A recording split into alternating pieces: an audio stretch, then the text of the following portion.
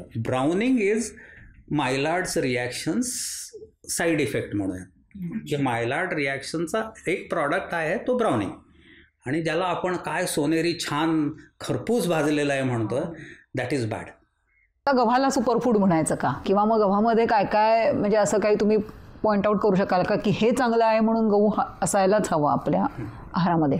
आता आपण एक एक हे करायला जाऊयात, मुद्दा घेत जाऊयात. की पहिलं फायबर. गव्हामध्ये साधारण 12 ते 14% फायबर आहे आणि चांगलं फायबर आहे. म्हणजे त्याच्यात फार डिटेलमध्ये मी आत्ता मुद्दाम जात नाही. म्हणजे फायबरमध्येही क्वालिटी फायबर हा फार महत्त्वाचा मुद्दा असतो. गव्हातलं फायबर हे चांगलं आहे. चांगलं काय की जर ते असेल तर ते तुमचा मेटाबॉलिक रेट वाढवतं. मेटाबॉलिक रेट वाढवतं म्हणजे काय की अन्न किती लवकर बाहेर काढणं हे ठरवणारा तुमचा अन्नातला पोळीतला घटक हा आज तरी तुमचा कोंडा किंवा फायबर. तर ते उत्तम प्रतीचं फायबर, उत्तम प्रतीचं फायबर जे तुमचा मेटाबॉलिक रेट वाढवतं. हा एक पहिला मुद्दा झाला आणि ते 14% आहे. जर तो सगळा कोंडा तुम्ही वापरला पोळीमध्ये चांगल्या पद्धतीचा, जो जाडसर कोंडा राहिला तर बेसिकली कसं होतं की दाताखाली येतो किंवा पोळीचं फुलणं कमी होतं, थोडंसं आपल्याला नॉर्मल जेवढी सॉफ्ट वाटते तेवढी वाटत नाही, ही फॅक्ट आहे. मग ते करायचं असेल तर काय, तो कोंडा बारीक व्हायला पाहिजे. तर त्याच्यासाठी आम्ही 2 पर्याय साधारण सुचवतो. एक, कोंडाच जर तुमच्याकडे चांगली घरघंटी असेल तर नुसता कोंडा दळून घ्या आणि तो चाळून ठेवा. म्हणजे बऱ्यापैकी मध्यम चाळणीतून चाळली जाईल असा इतपत कोंडा चाळून घ्यायचा आणि तो वरून टाका तुम्ही. हा एक भाग आहे. त्याच्यामुळे गव्हातला कोंडा, गव्हातला फायबर हे उत्तम 14% आहे. ते सगळं वापरलं तर गहू सुपरफूडच्या जवळ जाणार आहे. हा फायबरच्या दृष्टीने झाला. दुसरं आता स्टार्च किंवा कार्बोहायड्रेट. तर आपल्याला स्टार्च म्हणजे स्टार्च एवढंच माहिती आहे. कार्बोहायड्रेट म्हणजे स्टार्च, स्टार्च म्हणजे ग्लुकोज, ग्लुकोज म्हणजे व्हाईट. तर याच्यात आपल्याला आपण हे करायचं, सेल्युलोज किंवा फायबर हा पुन्हा ग्लुकोजचाच पॉलिमर आहे. स्टार्चही ग्लुकोजचाच पॉलिमर आहे, फक्त त्याची रचना बदलते. आणि निसर्गाने हे करून ठेवलं आहे की स्टार्च माणसासाठी, माणूस स्वार्थी, आपण कोणालाही सोडत नाही. जनावरांसाठी काहीतरी ठेवायला पाहिजे म्हणून निसर्ग, देव, ज्याला जे म्हणायचं त्यांनी म्हणायचं, त्यांनी आपल्याला सेल्युलोज पचवायची ताकद दिलेली नाही. प्रोटीनमध्ये क्रॉस अरेंजमेंट झालं तसं स्टार्चमध्येही असतं की सरळ धाग्याच्या ऐवजी तर तो वाकडा चिरला, एकाच याच्यातून जसा फांद्या फुटतात तशा फांद्या फुटल्या तर तो स्टार्च सरळ न राहता त्याला मग नाव आहे अमायलोपेक्टिन. तर अमायलोपेक्टिन असणं म्हणजे तेवढा ग्लुकोज जेवढा अमायलोपेक्टिनच्या फॉर्ममध्ये आहे तो पचत नाही, तो बाहेर जातो. त्याच्यामुळे अमायलोपेक्टिन असणं 2 पद्धतीने हे असतं की जेवढं कार्बोहायड्रेट्समध्ये अमायलोपेक्टिन जास्त तेवढं त्या कणकेची पाणी धरून ठेवायची क्षमता जास्त. काही गव्हाची कणिक जास्त पाणी घेते, काही घेत नाही, तर ते या अमायलोपेक्टिनशी संबंधित असतं. जितकं पोळी सैल न होता, म्हणजे नुसतं पाणी धरून नाही चालणार, कणिक सैलही नाही झाली पाहिजे आणि पाणीही धरलं पाहिजे. तर कणिक सैल न होता पाणी धरायची क्षमता ही तुम्हाला अमायलोपेक्टिन मधून येते. त्याच्यामुळे जेवढं अमायलोपेक्टिन जास्त तेवढं स्टार्चची किंवा कार्बोहायड्रेटची पाणी धरून ठेवायची क्षमता जास्त आणि तेवढं मग पोळी भाजताना किंवा हे जे त्याचे चांगले गुण निखर जाते जसं म्हणतो ना, तर त्या निखार येणं हे कणकेच्या पाणी धरण्यावर असतं. ते अमायलोपेक्टिनमध्ये देतो. त्यात गव्हात अमायलोपेक्टिनचं प्रमाण खूप चांगलं आहे.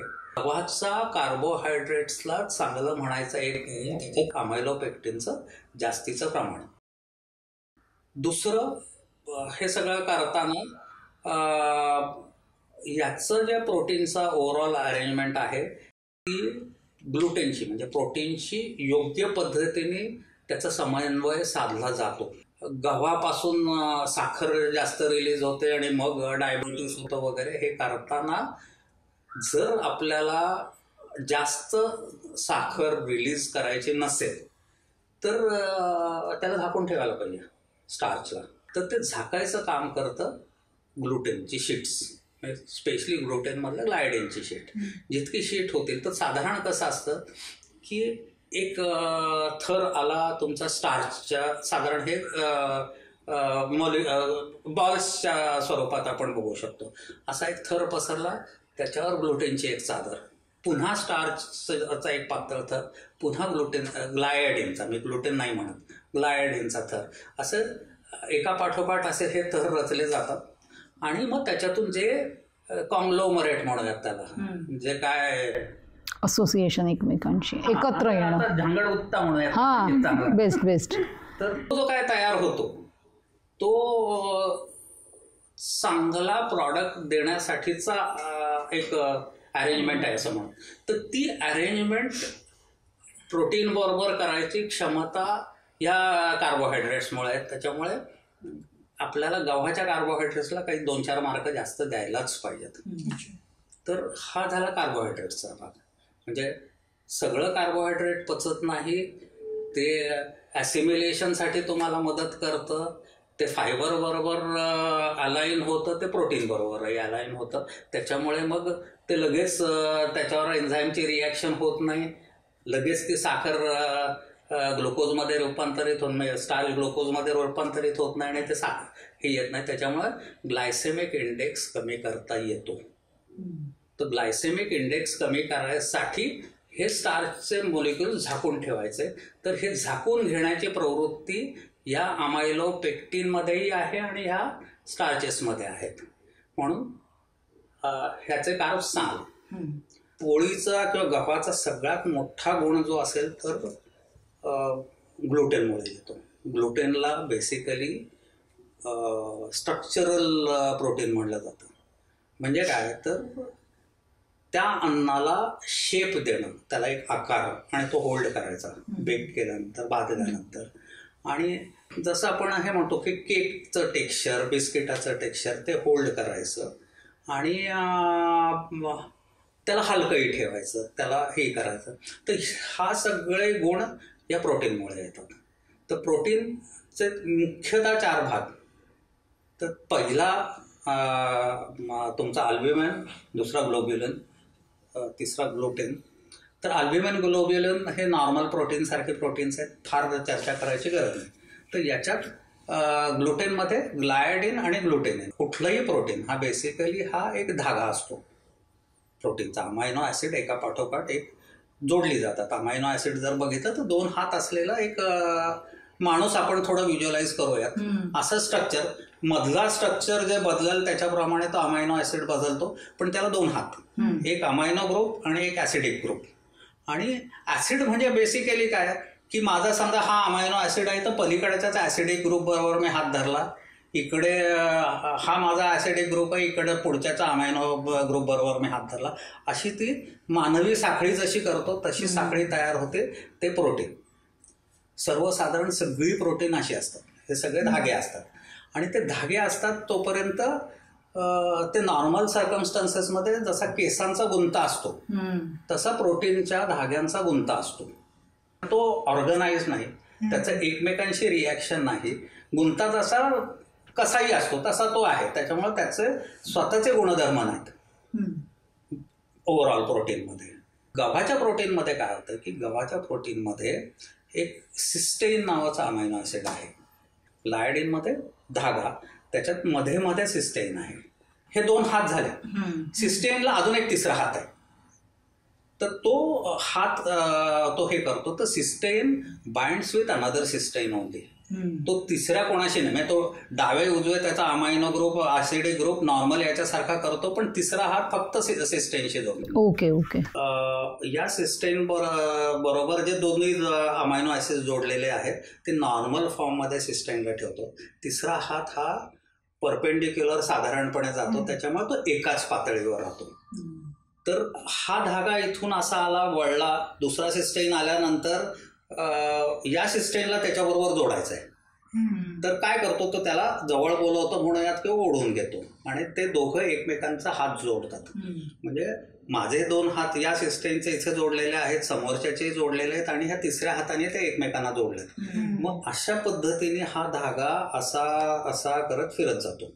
म्हणजे साधारण कापड विणताना जसा मधला धोटा वर खाली होतो आणि मग तानाबाना ज्याला म्हणतात, तसं हा बाणा प्रकार हा सिस्टेममुळे होतो आणि एक पातळ लेअर तयार होते.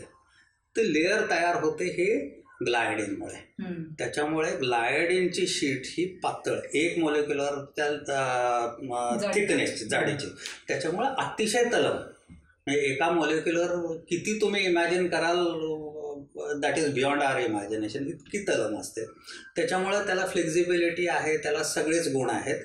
आणि मग ही शीट काय करतात की हा स्टार्चचा एक लेअर, त्याच्यावर ग्लायडिनची लेअर, पुन्हा स्टार्चचा लेअर, त्याच्यावर पुन्हा ग्लायडिनची लेअर, अशी लेअर हे करत जातात. आणि मग हे काय होतं की एकाच पातळीवर असल्यामुळे ही शीट फार चिवट नसतात. त्याला थोडासा फोर्स दिला तर ते हॉरिझॉन्टली पसरतात, पण त्याला फोर्स हा हॉरिझॉन्टलच दिला पाहिजे. ही शीट अशी आहे, हिला डेव्हलप करायचं असेल तर फोर्स त्याला समांतर गेला पाहिजे.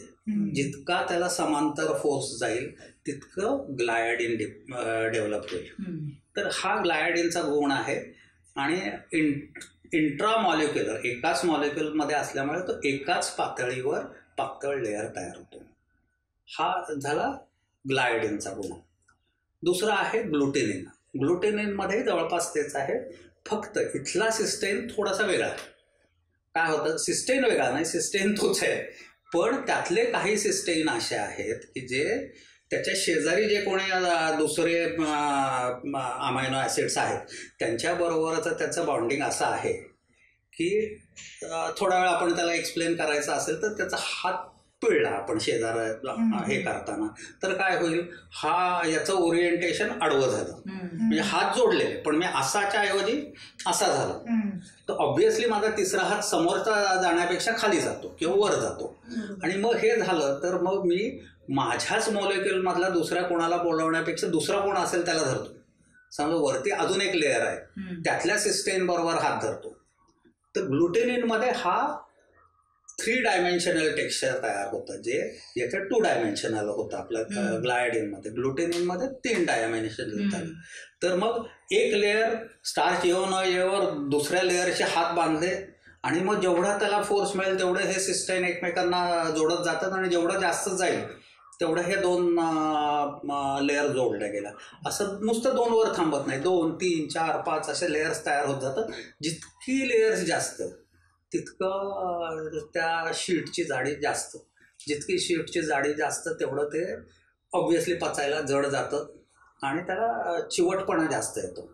त्याच्यामुळे हे करताना चिवटपणा हवा असेल तुम्हाला गव्हाला, म्हणजे गव्हाला 2 गोष्टी आहेत. मनेच पसरण्याचा म्हणजे लाटलं जाण्याचा गुण, दॅट इज कॉल्ड एक्सटेन्सिबिलिटी, आणि दुसरा चिवटपणा म्हणजे रबरासारखा परत जागेवर येण्याचा गुण, दॅट इज कॉल्ड इलॅस्टिसिटी. तो येतो ह्या सिस्टेनचा इंटरमॉलिक्युलर बॉन्डिंगमुळे. म्हणजे 2 वेगवेगळी शीट एकमेकांची बांधली गेली, अशी 2, 3, 4, 5 बांधत गेलं की ते लाटायला अवरोध करतं.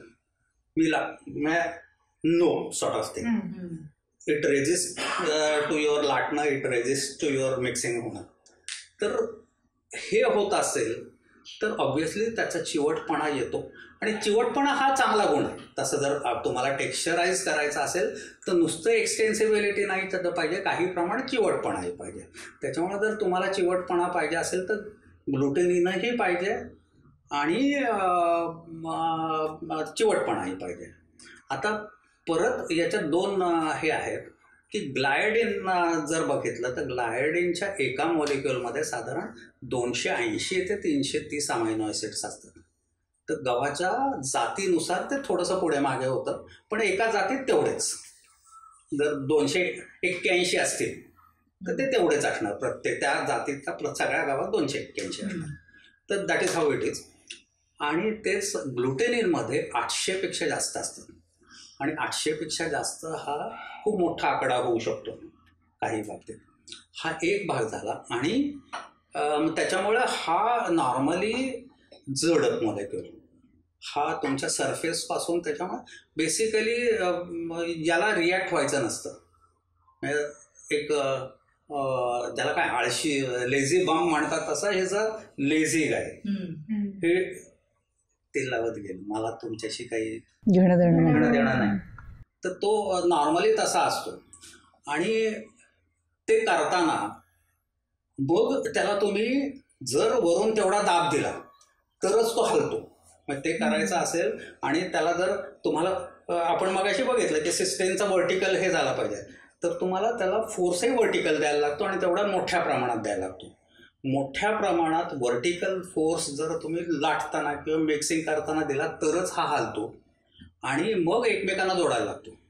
आणि मग जोडला गेला तर ते जे काय स्ट्रक्चर तयार होतं त्याच्यात 80,000पासून तर काही लाखांपर्यंत इतके अमायनो ॲसिड एकाच कॉंग्लोमरेटमध्ये जातात.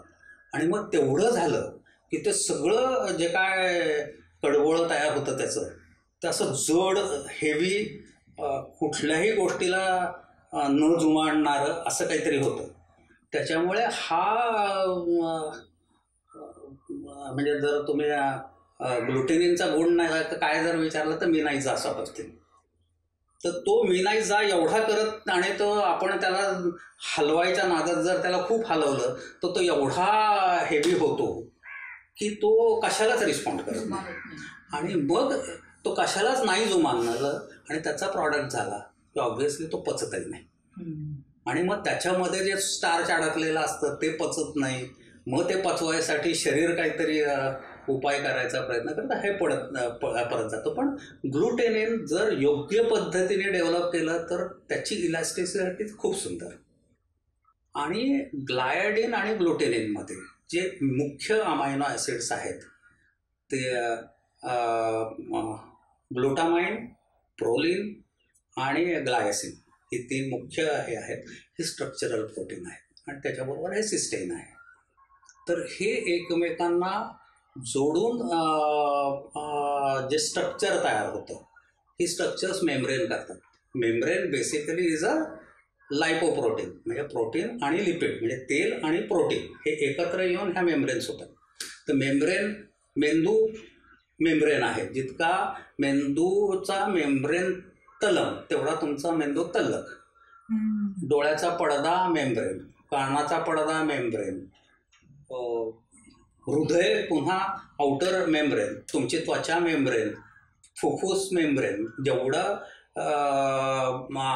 काय म्हणताल पोरस, म्हणजे जेवढा तुम्ही ऑक्सिजन आणि कार्बन डायऑक्साईड एक्सचेंज करायसाठी साईट त्या मेम्ब्रेनमध्ये असेल तेवढं फुफ्फुसाची मेम्ब्रेन चांगली. त्याच्यामुळं अतिशय स्पेशलाइज्ड मेम्ब्रेन फुफ्फुसाची.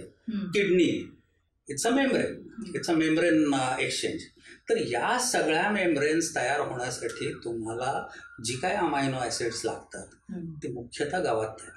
म्हणजे एकतर तुम्ही नॉन व्हेजिटेरियन घ्या, मासे सगळ्यात उत्तम अर्थात, पण त्याच्याबरोबर जर बघितलं तर मेम्ब्रेन फॉर्मेशनसाठी गव्हाचे सगळे amino acid, structural amino acids हे सगळ्यात चांगले. जवळपास सगळ्याच धान्यातून 1-2 एसेन्शियल अमायनो ॲसिड्स कमी असतात. त्याच्यामध्ये याच्यातही कमी आहेत. त्याच्यामुळे फार बाऊ करायचं त्याचं कारण नाही.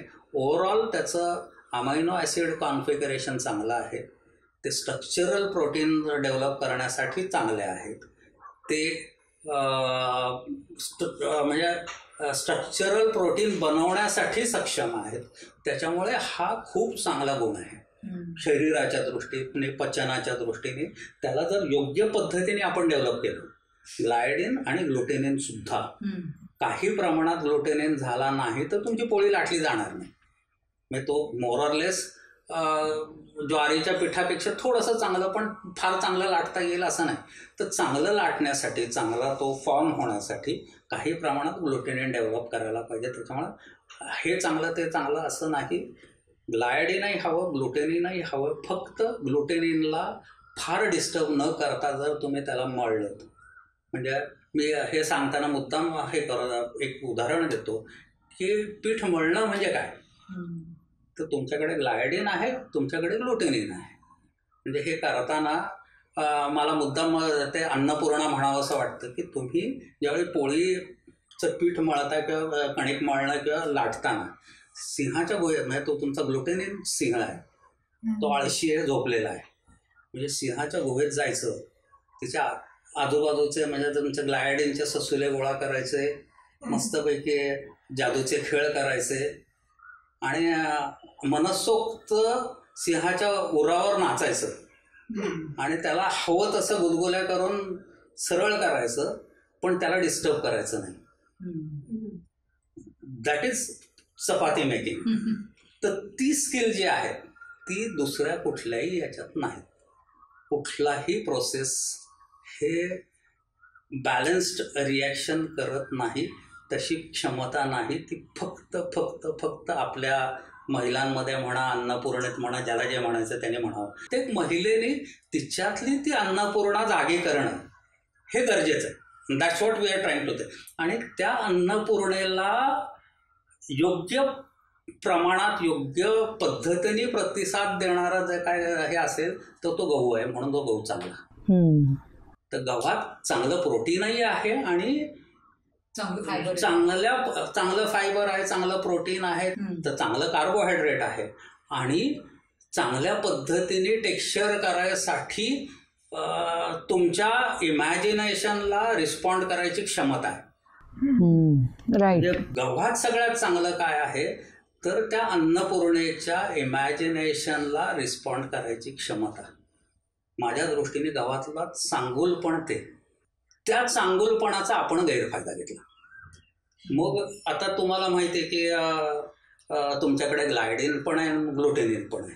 मग मी म्हणलं की नाही, मी ग्लुटेनिनला डेव्हलप करतो की एवढं हे करेन की त्याला एवढी ताकद पाहिजे की मला जर ब्रेड मोठा करायचा असेल जाड, तर त्याच्या आतले गॅसेस तयार होतील आणि तर तो चिवट नसेल, तर नुसतं ग्लुटेनिन असेल तर तो पडदा फाडून बाहेर निघेल आणि मग तो लोफ फुलणारच नाही. मग ते करायचं असेल तर मला तो डो चिवट व्हायला पाहिजे. चिवट व्हायला हवा असेल तर मला ते ग्लुटेनिन जास्त डेव्हलप करायला पाहिजे, मग मी त्याला जास्त मिळेल. मग तुम्हाला हे माहिती असेल, पूर्वी म्हणजे आमच्या लहानपणी तर म्हणायचं, तुमच्या लहानपणी कितपत तुम्हाला नाही माहिती, पण आमच्या हे करायचं की पाव ब्रेड खायचे नाहीत बेकरी.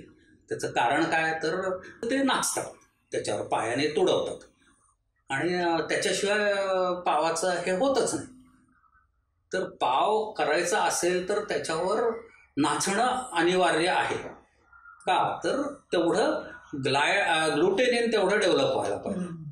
तर ते ग्लुटेनिन डेव्हलप करायसाठी आपला पाव ते गॅसेस होल्ड करायसाठी तेवढा तो डो चिवट होण्यासाठी तेवढं काम करायला लागतं. आणि मग ते काम करता करता किती थांबायचं माहिती नाही, कधी तुम्ही जास्तही करता, त्या ओव्हरऑल याच्यात मग ते क्रस्ट फॉर्म होतो. ब्रेड हे करायचं असेल, जेवढा ब्रेडचा मोठा तेवढी त्याची क्रस्ट झाली. जर तुम्ही हे केलं तर पाव जो आपण घरी पावभाजीसाठी करतो त्याला फारशी जाड क्रस्ट नसते, ते पातळ असतं, कारण तो जाडीला पातळ असतो. त्यातले गॅसेस कमी, ते तेवढं फुलून तो थांबतो, त्याच्यावर फुलत नाही. त्याच्यामुळे त्याला तुम्हाला फार मळायला लागत नाही. म्हणजे पावासाठी पीठ मळताना फार ग्लायडिन डेव्हलप करायची गरज नाही, तो कमी करून चालतो. पण तोच ब्रेड करायचा असेल तर मला जास्त मळायला लागतो, त्याची क्रस्ट जास्त जाड करायला लागते. तोच मला जो मोठा आपण आता सँडविच ब्रेड म्हणतो मोठा, तो करायचा असेल तर मग तेवढा गॅस मला होल्ड करायचा असेल तर मला क्रस्ट आणि जाड करायला लागते. मग ते करायचं असेल तर आणि पीठ जास्त मळायला लागतं. आणि मग हे केलं तर ऑब्व्हियसली तुमचं ग्लुटेनिन डेव्हलप जास्त होतं, मग ते पचायला खूप जड होतं आणि मग बाकीचे सगळे प्रकार चालू होतात. पण मग हा गव्हाचा दुर्गुण नाही, हा आपण आपल्या इमॅजिनेशनचा दुर्गुण, किंवा हेच आता आपण शेवई किंवा नूडल्समध्ये बघितलं तर पाटावर वळलेली शेवई सुंदर, त्याच्यात पुन्हा आपण फक्त ग्लुटेनिनचाच वापर करतो, कमीत कमी हलक्या हाताने पाटावर ते लाटतो आणि ते तयार होते. पण मग शेवई चांगली का, किंवा पायसम आपण साऊथमध्ये गेलं तर चांगलं का, तर ते या पद्धतीने केलेलं असतं. तर तुम्ही शेवई घ्या किंवा पायसम घ्या, तर त्याच्यात आपल्याला थोडासा त्याला काय म्हणता येईल एक बॉडी येते. म्हणजे त्या शेवईतून काही भाग स्टार्चचा त्या पाण्यात येतो किंवा दुधात येतो आणि त्या दुधाला एक जाडी येते. म्हणजे शेवईची खीर करताना जो दाटपणा आहे तो त्या शेवईच्या आतल्या पार्ट्स ऊज होऊन, म्हणजे ती याच्यातून लिक्विड पार्टमध्ये येतात, म्हणून ते हे आहे. आणि म्हणून ती शेवई चांगली, कारण त्याच्यात आपण ग्लुटेनिनला फार डेव्हलप केलं नाही आणि ती पचायला हलकी, ती सगळे म्हणजे सर्व गुणसंपन्न म्हणून. आणि मग तेच मला नूडल्स करायचं असेल तर आमच्या इमॅजिनेशनने आम्हाला काय सांगितलं की आता मला हे नको, म्हणजे त्याला इंग्रजीत शब्द गुई असा आहे. I don't want my noodles to be gooey, sticky. हा, तर वन इज स्टिकी, पण मला त्या नूडल्समध्ये ऊज होऊन काही नको, ती स्टिकी नको. म्हणजे ऑब्व्हियसली जर त्याच्यातून काही ऊज झालं तर इट इज स्टिकी. मला ती स्टिकी नको, त्याच्यातून काही ऊज होऊन बाहेर निघायला नको. My noodle should really retain it shape the way it is, even if I cook it for half an hour also. म्हणजे हे करताना इन्स्टंट केलं तर 8-10 मिनिटात केलं तरी. आणि मग मला त्याला जी बॉडी आणायची आहे ते मी वरून काहीतरी टाकेन आणि त्याची बॉडी आणेन, हे मला त्या प्रॉडक्टमध्ये एक्सपेक्टेड आहे. त्याच्यामुळे मग मी काय करतो, ते ग्लुटेनिनला खूप डेव्हलप करतो.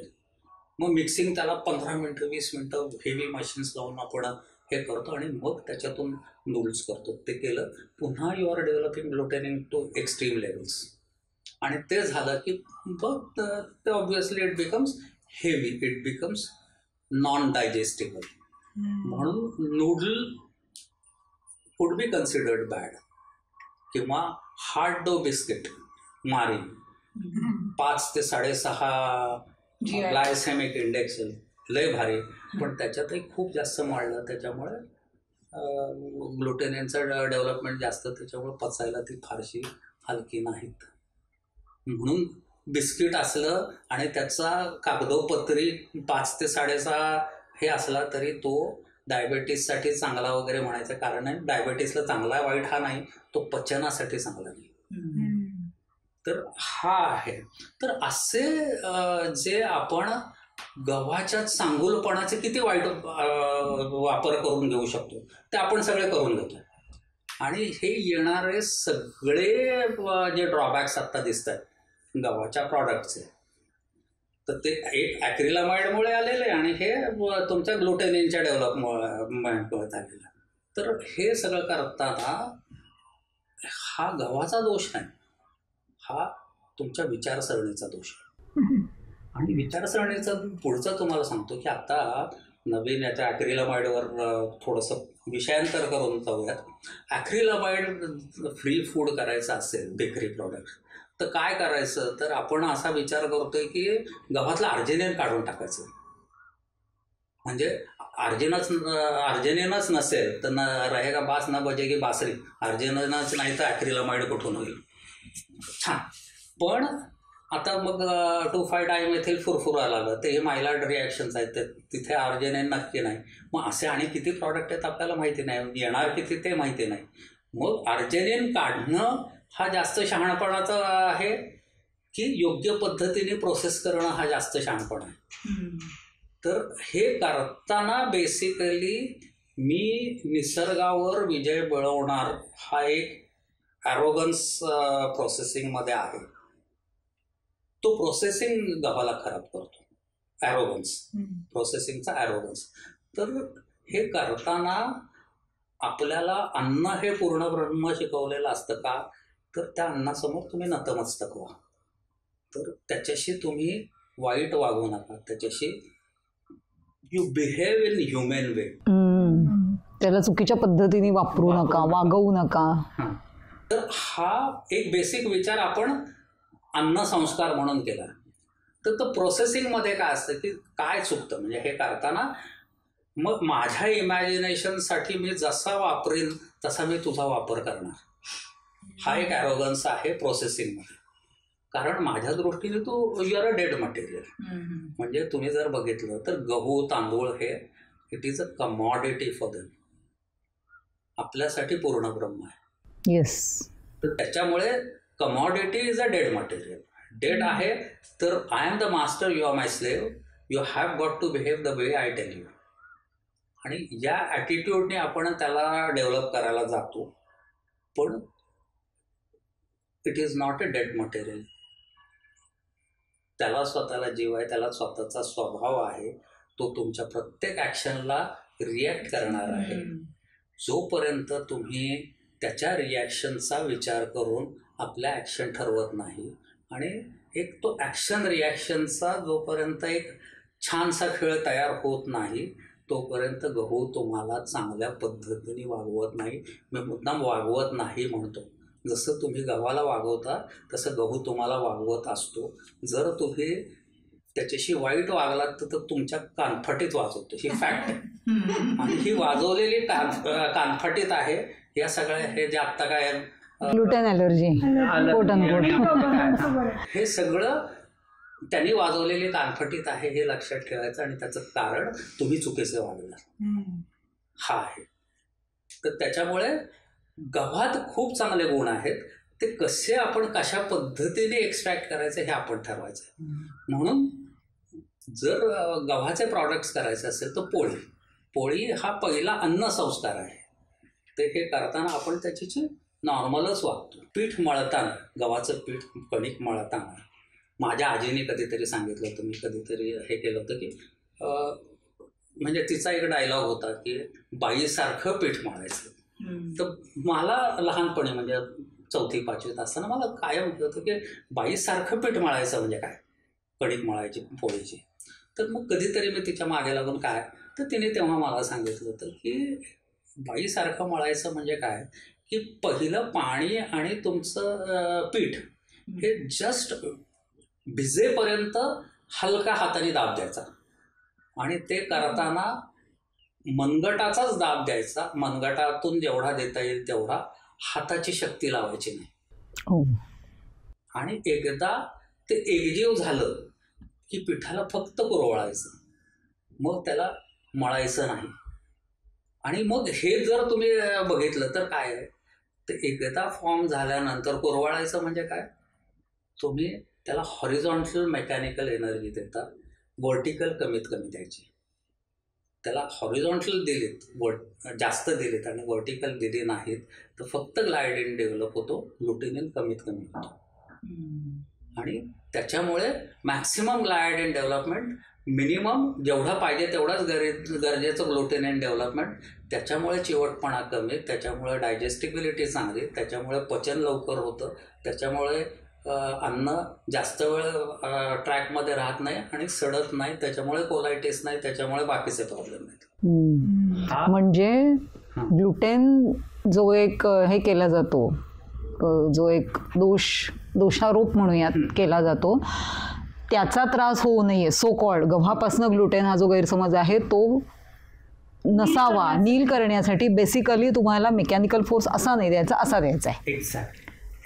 कणिक परातीत मळणं रेटा देऊन ते हॉरिझॉन्टल व्हायला हवं, वरून असं तुडवायचं नाही आपल्याला, सूड उगवल्यासारखं. Basically the way you treat wheat. आणि म्हणून परात वापरायचे. आपण हे करताना छोट्या भांड्यात पीठ मळत नाही. मशीन मध्ये करताना छोट्या भांड्यात ताकद लावतात.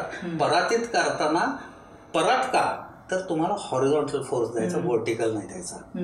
हे झालं मळणं. लाटताना पुन्हा तेच की सुगरण कोण, हे पुन्हा माझ्या आजीचं आहे. सुगरण कोण तर ज्या बाईची पोळी पोळपाटावर फिरते ती सुगरण. लाटताना आपोआप फिरायला पाहिजे. हा म्हणजे लाटताना आपोआप. तर हे करताना काय तुम्ही जर बघितलं तर पोळपाटावर पोळी फिरते, याचा अर्थ काय, जर व्हर्टिकल मी फोर्स लावला तर ती पोळपाटाला खाली चिकटेल, ती चिकटायची नाही. आणि मला हॉरिझॉन्टल फोर्स द्यायचा असेल तर किती लाईट हे करायला पाहिजे त्याचं माप असेल तर it is a horizontal force. Vertical इतका कमी की तो खाली जाऊन ती पोळी पोळपाटाला चिकटणार नाही. हा स्किल सेट आहे. आणि हे करताना पुन्हा काय की minimum amount of vertical force, minimum amount of gluten development. म्हणजे त्या सिंहावर आपण सगळे ससुले नाचवले पण सिंहाची झोप मोडली नाही. हे त्या अन्नपूर्णेचं स्किल. तर हे तुमच्या लाटण्यात येतं. लाटण्यातून आपण ग्लुटेन कमीत कमी डेव्हलप करून पोळी लाटतो. त्याच्यामुळे पोळी चांगल्या पद्धतीने फॉर्म होते. तिला हवे ते सगळे गुण आहेत. म्हणजे ते मॉइश्चर होल्ड करणं, म्हणजे आपण चांगली लाटलेली पोळी ही फुलते. आणि फुलली तरी जोपर्यंत तुम्ही त्याला टप्पल मारत नाही तोपर्यंत त्याच्यातून वाफ बाहेर निघत नाही. चांगली पोळपाटावर फिरलेली पोळी लाटल्यानंतर ती भाजली तर टप्पल मारेपर्यंत तिच्यातून वाफ बाहेर निघत नाही. पोळी अशी नाही म्हणजे ती फुटली कुठे, ती फुटली तर फुटली का, ती फुटली का तर खाली चिकटलेली असते किंवा वरती तुमच्या लाटण्याला चिकटलेली असते. तिथे ती डिफॉर्मिटी येते आणि त्या डिफॉर्मिटीवर ती हे होते. पुन्हा ते कधीतरी प्रयोग करून बघा तर जिथे क्रॅक आहे तो क्रॅक तुमच्या मेकॅनिकल इंज्युरीने येतो. मेकॅनिकल इंज्युरी तुमच्या चुकीच्या पद्धतीच्या लाटण्यातून येते आणि मग तिथे स्टीम बाहेर निघते. त्याच्यामुळे जर पोळी भाजताना अर्धवट याच्यातून तुमची स्टीम बाहेर निघाली तर तुमचं लाटणं चुकलं. चांगली फुल्ली फॉर्म पोळी भाजताना पूर्णपणे अशी टम फुगते आणि छान म्हणजे असं ज्याला सुगरण म्हणतात त्या हाताने असं छान फिरवतात, गोल फिरते पण स्टीम बाहेर निघत नाही. आपण करायला गेलो तर स्टीम निघते आणि हात भाजतो. त्या बायका असे छानपैकी त्याला असं लहान मुलाला जसं गोंजारावं तसं मस्तपैकी फिरवतात आणि स्टीम बाहेर निघत नाही. तर दॅट इज द स्किल्स. हे तुम्हाला पोळीतून करतो. त्याच्यामुळे आपल्याला म्हणजे स्टिकीनेसचा प्रॉब्लेम आहे, डायजेस्टिबिलिटीचा प्रॉब्लेम आहे. पोळी भाजणं हा एक जगातला अतिशय युनिक भाजण्याची पद्धत. हे पुन्हा त्याला ट्रॅडिशनल विजडम म्हणा, अन्नपूर्णेचं स्किल म्हणा, त्याला इंट्युटिव्ह पॉवर काही म्हणा त्याला, पण त्याच्यातून हे झालंय. पोळी भाजताना जर तुम्ही बघितलं तर जास्तीत जास्त मिनिट सव्वा मिनिटाचा खेळ. पहिलं तुम्ही टाकली 10 ते 15 सेकंद एकदा, पुढे मागे होतं प्रत्येक बाईची पद्धत वेगळी, पण 10 ते 15 सेकंदात आपण हे करतो, पलटतो एक 40-45 सेकंद त्याला फिरवतो, पुन्हा पलटतो 15-20 सेकंद, 20ही क्वचितच 15 सेकंद. ते केलं तर 1 मिनिट 10 सेकंद 5 सेकंद तुमचा खेळ खलास. हे करताना तव्याचं टेम्परेचर 225, कारण वजन आहे त्याच्याकडे तेवढी हीट आहे द्यायला, इंटेन्सिटी आहे. त्याच्यामुळे कमी तव्याच्या टेम्परेचरला सुद्धा हे भाजतं. तुमची पोळी पातळ आहे. बेकरी प्रॉडक्टमध्ये एवढ्या ब्रेडला किंवा एवढ्या बिस्किटला एवढ्या याला तर करायचं असेल त्याचं कोअरचं टेम्परेचर 130 क्रॉस करायला पाहिजे, तर ते बिस्किट पूर्ण आतपर्यंत शिजतं किंवा तर तो बिस्किट आतपर्यंत शिजतं. ते करायचं असेल तर जर मोठा पाव असेल आणि इथे जर तुम्हाला 130 डिग्री सेंटीग्रेड हवा असेल तर ऑब्व्हियसली इथे 200 पर्यंत घ्यायला लागतं. त्याच्यामुळे सरफेस टेम्परेचर हे जास्त असतं.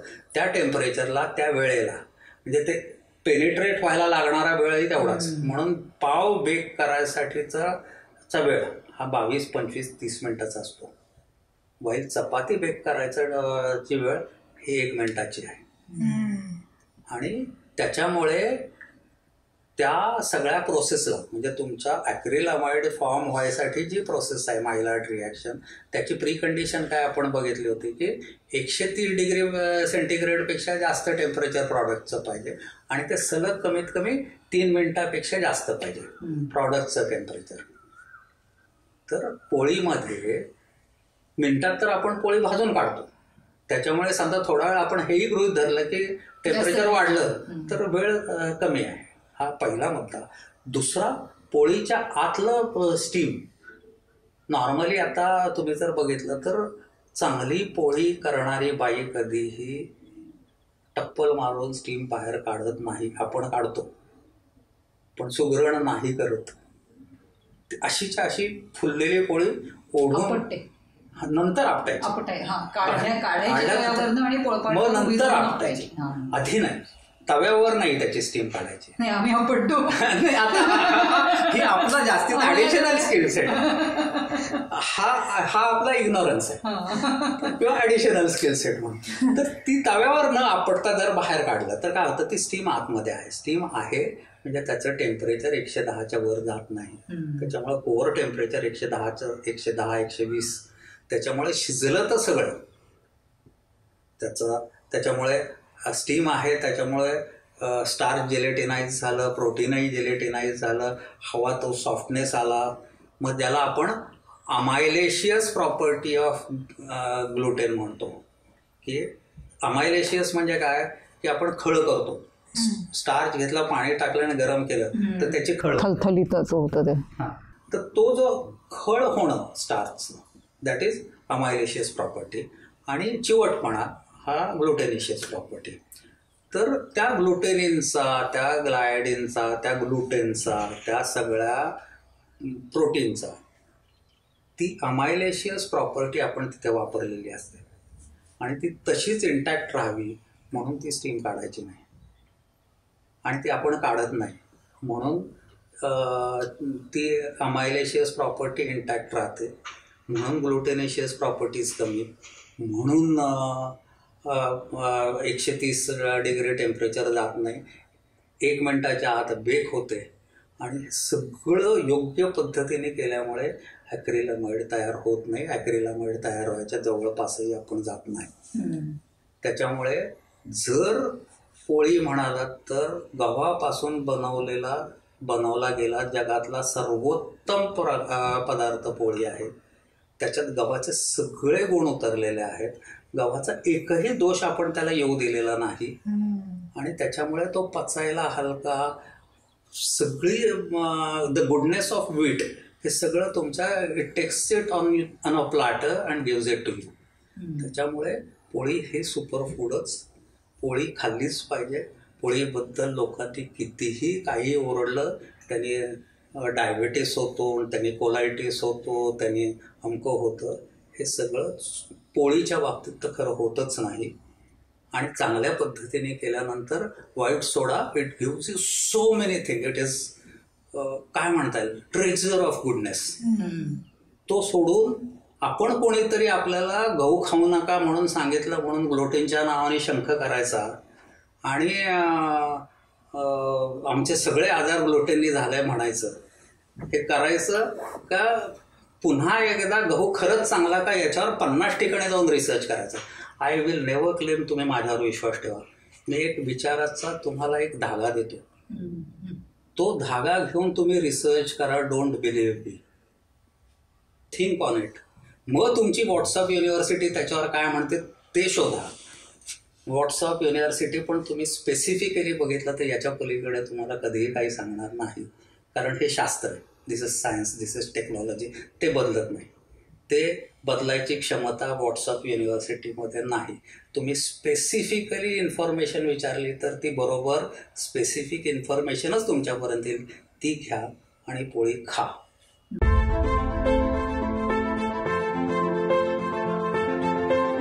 अगदी अतिशय जबाबदारीने मी हे विधान करतो. वेट लॉस करायचं असेल तर पोळी खा, पोळीच खा. दुसरा भाग हा आहे की आम्ही खूप पिढ्या ज्वारी खातोय आणि त्याच्यामुळे आमचा DNA हा ज्वारी खायसाठी सक्षम आहे. DNA वगैरे जे काय आहे हा पुन्हा व्हॉट्सअप युनिव्हर्सिटीचा एक हे आहे.